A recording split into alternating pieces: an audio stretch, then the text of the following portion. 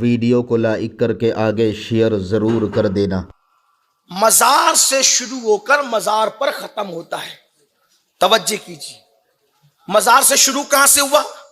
मज़ार मुस्तफ़ा से शुरू हुआ और कहां पे ख़त्म हुआ?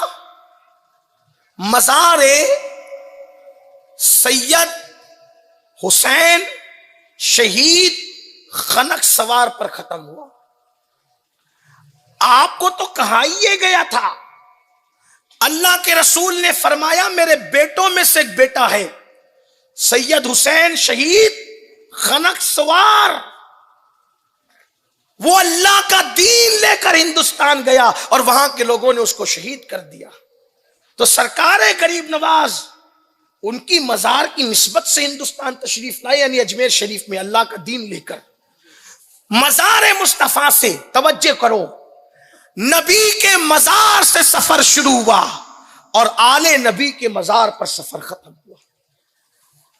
उस वक्त शहीद हो गए थे सैयद हुसैन खनक सवार, और भी शोहदा के मजारात थे जो तारागढ़ पर आप देखते हैं मजार मुकद्दस सैयद हुसैन खनक सवार रदी अल्लाह ताला का।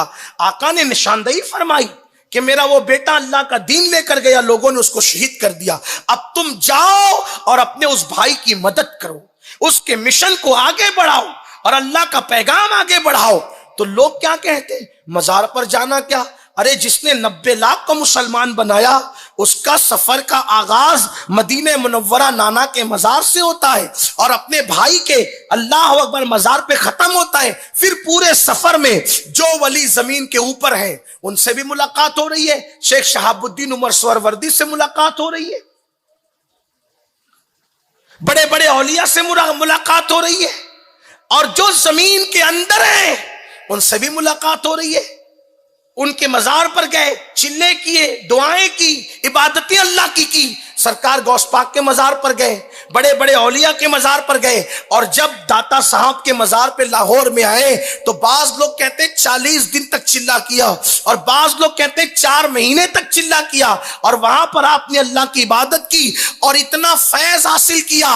अगर मजार के अंदर का वली फैज नहीं दे सकता तो गरीब नवाज कभी भी ना कहते कंज बख्शे फैज आलम मजहरे नूरे खुदा ना किसारा पीरे कामिल कामिलारा रहनुमा। मजारात का सिलसिला है, बल्कि लोग ये भी कहते यार वो तो मर गए, मिट्टी का ढेर हो गए, उनका अब क्या ख्याल? मैं कहता हूं नादानो, चले आपको अवाम की बात समझ में नहीं आती, अवाम तो अवाम होती है। मैं एक मुज्तहिद की बात करूं, हजरत इमाम शाफई रहमतुल्लाहि ताला अलैह इरशाद फरमाते हैं, जब मुझे किसी मसले में दुश्वारी होती है, मसला पेश आता है, तकलीफ आती है, तो मैं क्या करता हूं? इमाम आजम अबू हनीफा के मजार पर जाता हूं। देखो जरा, और मजार पर जाने के बाद 2 रकअत नमाज पढ़ता हूं और फरमाते हैं वहां रफ़ेदैन में नहीं करता, क्योंकि इमाम शाफी के यहां रफ़ेदैन है और इमाम आजम के यहां रफ़ेदैन नहीं है। तो फरमाते हैं जब मैं इमाम आजम के मजार पे जाता हूं तो रफ़ेदैन नहीं करता। क्यों नहीं करता? उनके अदब की वजह से। तो ना मुर्दा जब सुनता है ना देखता है, कब्र वाला ना सुनता है ना देखता है, फिर उसका अदब कैसा? कोई रफ़ेदैन करे ना करे उसके लिए बराबर है, कोई जैसे रहे वैसे रहे बराबर है। लेकिन इमाम शाफई कहते हैं मैं उनके अदब में रफ़ेदैन को तर्क कर देता हूं। क्यों? क्योंकि इमाम आजम देख रहे हैं, उनका अदब करता हूं।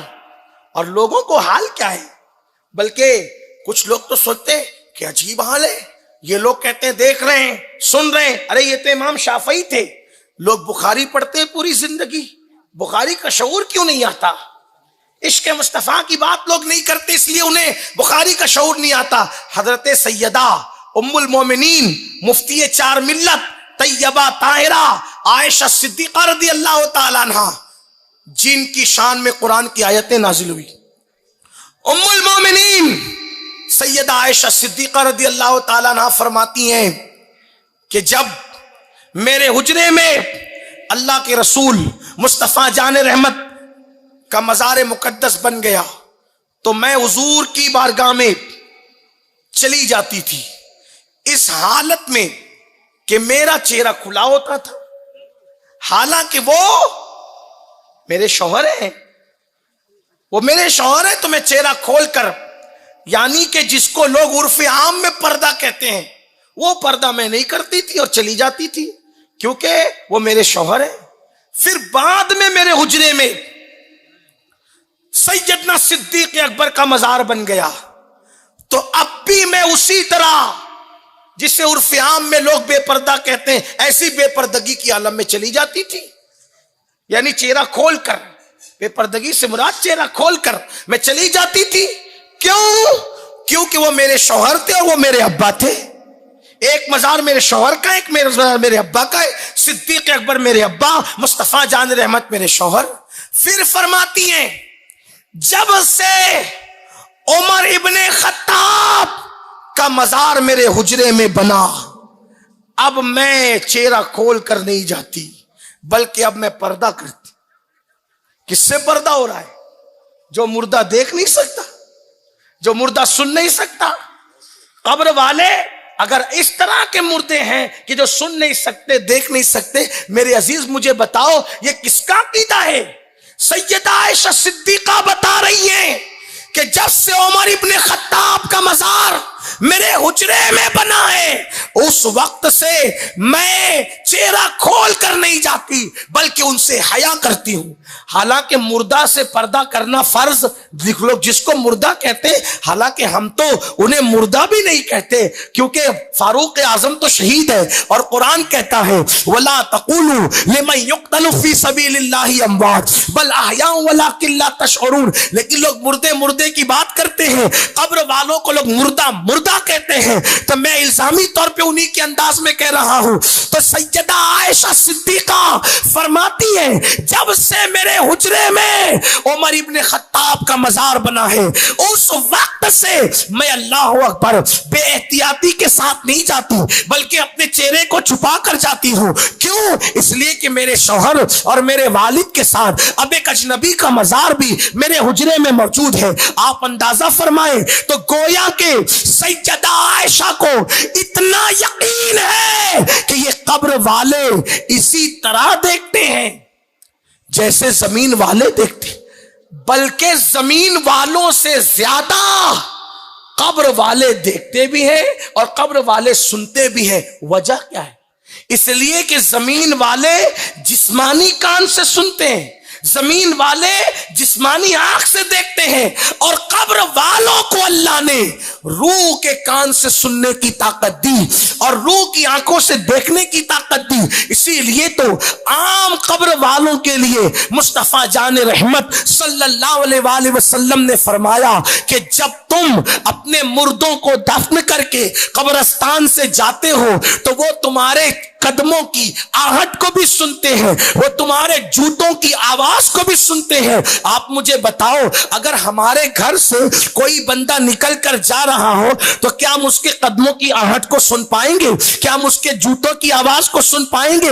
लेकिन अल्लाह अकबर, हमारे जिस्म के कान इतना नहीं सुनते जितना रूह के कान सुना करते हैं। और जब आम सुनने वालों का ये हाल है, तो वो लोग जो अल्लाह के औलिया हैं, उनके सुनने की ताकत का आलम क्या होगा, उनके सुनने की कुव्वत का आलम क्या होगा।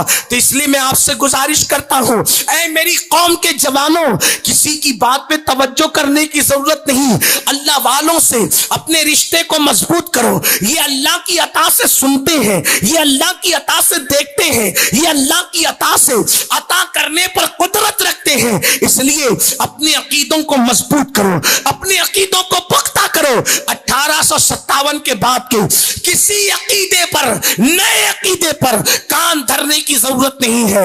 हमें वही पुराना अकीदा चाहिए जो सहाबा का था, अहले बैत का था, इमाम मुज्तहिदीन का था, औलियाए कामिलीन का था। तो अर्ज ये कर रहा था, मेरे प्यारे आका सल्लल्लाहु अलैहि वसल्लम के प्यारे दीवानों, सरकारे गरीब नवाज हिंदुस्तान की सरजमीन पर तशरीफ लाते हैं, और हिंद की जमीन पर आने के बाद आपने लोगों के दरमियान इंसानियत का पैगाम दिया, उन्स का पैगाम दिया, मोहब्बत का पैगाम दिया। उन्हीं खूबसूरत तालीमात में सरकार गरीब नवाज की तालीमात ये भी है।